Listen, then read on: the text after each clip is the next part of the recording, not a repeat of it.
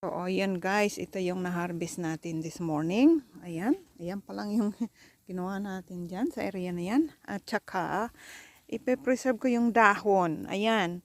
Alam nyo ba guys, na pwede nyo panghalo sa ulam ito. Anti-cancer kaya itong dahon na to. May vitamin K, may vitamin C na ano dito sa dahon na ito. Kaya wag ninyo itapon kung kayo may nagtatanim ng carrots. Ayan, lahat napapakinabangan yan guys. Yung mga dahon niya, alisin yan. And then, let it dry. And then, kapag kayo'y magre-recipe, ihalo nyo lang sa recipe ninyo. Ayan. Ayan. So, may tips na naman kayo galing sa akin guys.